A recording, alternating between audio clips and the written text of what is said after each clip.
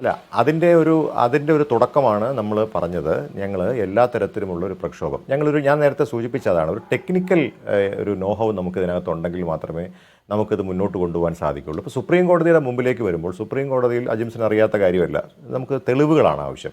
നമ്മളവിടെ പോയി ഒരു ഹർജി കൊടുത്തത് കൊണ്ടോ അല്ലെങ്കിൽ നമ്മൾ വാക്കാൽ പറഞ്ഞത് കൊണ്ടോ കാര്യമില്ല. അപ്പോൾ സ്വാഭാവികമായിട്ടും ആ തെളിവ് ശേഖരിക്കേണ്ട അല്ലെങ്കിൽ ആ തെളിവ് കണ്ടെത്തേണ്ട ഉത്തരവാദിത്വം ഒരു രാഷ്ട്രീയ പാർട്ടി എന്ന നിലയിൽ, ഒരു പ്രതിപക്ഷ പാർട്ടി എന്ന നിലയിൽ കോൺഗ്രസിനുണ്ട്. അതിന് ചെയ്യുവാൻ ആവശ്യമായിട്ടുള്ള നടപടികളുമായി നമ്മൾ മുന്നോട്ട് പോകും. അപ്പോൾ അജിംസ് പറഞ്ഞ ഒരു ഉദാഹരണമാണ് 99% ബാറ്ററി ഉള്ളിടത്ത് BJP വിജയിക്കുന്നു എന്നുള്ളത്. അത് മഹാരാഷ്ട്രയിലും അത് തന്നെയാണ് സ്ഥിതി. ഇപ്പോൾ കഴിഞ്ഞ ദിവസം രമേശ് ചെന്നിത്തല അടക്കമുള്ള നേതാക്കന്മാർ പറഞ്ഞത് അത് തന്നെയാണ്. അപ്പോൾ ഇത് നമ്മൾ പരിശോധിക്കേണ്ടതുണ്ട്. ഞാൻ പറയട്ടെ, അതെല്ലാം മാറ്റിവെക്കാം.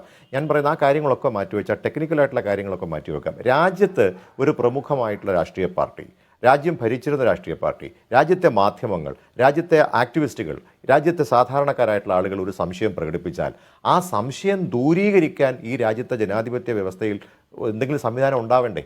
അത് ചെയ്യേണ്ടതാരാണ്? അതാണ് ഡോക്ടർ സമ്പത്ത് നേരത്തെ സൂചിപ്പിച്ചത്. അത് ചെയ്യേണ്ടത് ഇലക്ഷൻ കമ്മീഷനാണ്. ആ ഇലക്ഷൻ കമ്മീഷൻ ഒരു പ്രസ്താവനയ്ക്ക് അപ്പുറത്തേക്ക് ഇങ്ങനെയല്ല, ഇതാണിതാ, ഞങ്ങൾ അത് നിങ്ങളുടെ ഈ പരാതി അല്ലെങ്കിൽ കണ്ടുകൊണ്ട്, അല്ലെങ്കിൽ ഈ പരാതി ഞങ്ങൾ എടുത്തുകൊണ്ട് സീരിയസ് ആയി കണ്ടുകൊണ്ട്, ഞങ്ങൾ നിങ്ങൾ കൂടി സജസ്റ്റ് ചെയ്യുന്ന ഒരു ടെക്നിക്കൽ എക്സ്പേർട്ടിനെ കൂടി കണ്ടുകൊണ്ട് ഒരു കമ്മിറ്റി രൂപീകരിച്ച് ഇതിന് പരിഹാരം ഉണ്ടാക്കണം. അങ്ങനെ മുന്നോട്ട് പോയില്ല എന്നുണ്ടെങ്കിൽ ജനാധിപത്യം കൊണ്ട് എന്തർത്ഥമാണുള്ളത്? അപ്പം നമ്മൾ മനസ്സിലാക്കുക, നമ്മളെല്ലാം ഒരു സംശയ നിഴലോടുകൂടി അല്ലെങ്കിൽ സംശയത്തോടു കൂടി മാത്രമേ കാണുകയുള്ളൂ. അപ്പോൾ ആ സംശയത്തോടു കൂടി രാഷ്ട്രീയ പാർട്ടികൾ ഈ ഇലക്ഷനെ കാണുന്നത് ഒട്ടും തന്നെ ജനാധിപത്യത്തിന് ഭൂഷണമല്ല എന്ന് പറയാനാണ് ഞാൻ ആഗ്രഹിക്കുന്നത്. അതുകൊണ്ട് ഞാൻ ചോദിക്കട്ടെ, ഇപ്പോൾ ഇവിടെ നേരത്തെ മിഥുൻ പറഞ്ഞു എനിക്ക് ഈ ബ്ലൂടൂത്തുമായി ബന്ധപ്പെട്ട കാര്യങ്ങൾ. ഞാൻ ചോദിക്കട്ടെ അജിംസെ, ബ്ലൂടൂത്ത് ഉപയോഗിക്കാൻ നമുക്കറിയാം. എൻ്റെ ഫോണിൽ നിന്ന് അജിംസിൻ്റെ ഫോണിലേക്ക് ഒരു ഫോട്ടോയൊക്കെ നമുക്ക്, അല്ലെങ്കിൽ ഡോക്യുമെൻറ്റ്സ് ഒക്കെ നമുക്ക് അയക്കാം. ഞാൻ ചോദിക്കട്ടെ, ഇത് നമുക്ക് അയക്കാൻ അറിയാമെന്നുള്ളതിൽ ഒരു ടെക്നിക്കൽ, എനിക്കറിയില്ല കേട്ടോ, ഞാനത് തുറന്നു പറയുകയാണ്, അതിൻ്റെ ടെക്നിക്കൽ നോഹോവിനെ കുറിച്ച് എനിക്കൊരു ധാരണയില്ല. ഇതെങ്ങനെയാണ് പ്രവർത്തിക്കുന്നത് എന്നുള്ള ടെക്നിക്കൽ നോഹോ ചോദിച്ചു കഴിഞ്ഞാൽ എനിക്ക് പ്രയാസമായിരിക്കും. ഒരു ഇൻ്റർനെറ്റ് ലെവലിലുള്ള വർക്കിംഗ് അല്ലെങ്കിൽ എങ്ങനെയാണ് വെബ്സൈറ്റുകളും അല്ലെങ്കിൽ അത്തരത്തിലുള്ള ഇതൊക്കെ കാര്യങ്ങളൊക്കെ പറയാൻ കഴിയുമെങ്കിൽ പോലും ഈ ബ്ലൂടൂത്ത് പോലുള്ള സാങ്കേതിക വിദ്യകളെക്കുറിച്ച് പറയാൻ ഞാൻ അശക്തനാണ്. അപ്പോൾ അതുകൊണ്ട് സാധാരണക്കാരായിട്ടുള്ള ആളുകളെ സംബന്ധിച്ചിടത്തോളം ഇങ്ങനൊരു കാര്യം, ഇത് ടാമ്പർ ചെയ്യാൻ പറ്റാത്ത വൺ ടൈം ആയിട്ട് ഉണ്ടാക്കി വെച്ചിരിക്കുന്ന ഒരു സോഫ്റ്റ്വെയർ ആണ്, ഇത് ടാമ്പർ ചെയ്യാൻ പറ്റില്ല എന്ന് പറയേണ്ടതാരാണ്? അജിംസ് വളരെ കൃത്യമായി സൂചിപ്പിച്ചതുപോലെ ഇവിടെ ഇലോൺ മസ്ക് പറഞ്ഞിട്ടുള്ളത് നമ്മുടെ രാജ്യത്തിൻ്റെ ഈ തെരഞ്ഞെടുപ്പ് പ്രക്രിയയെക്കുറിച്ചാണ്.